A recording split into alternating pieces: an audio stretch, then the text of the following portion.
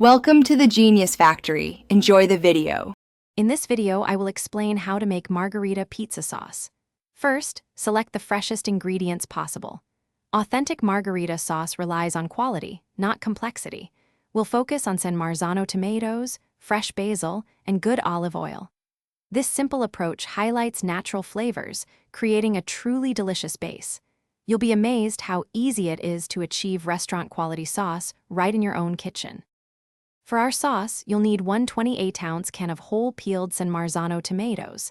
These tomatoes are known for their sweet, less acidic flavor, which is perfect for Margherita.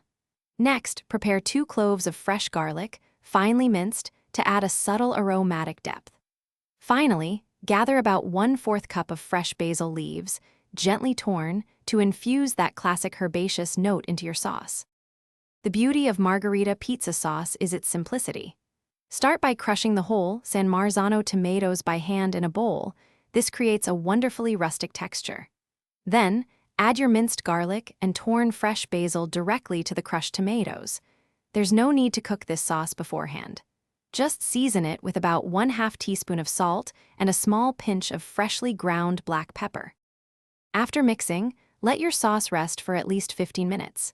This brief resting period allows all the incredible flavors to meld together beautifully, enhancing the overall taste. When you're ready to make your pizza, spread about 1/2 cup of this fresh sauce evenly over a 12-inch pizza crust.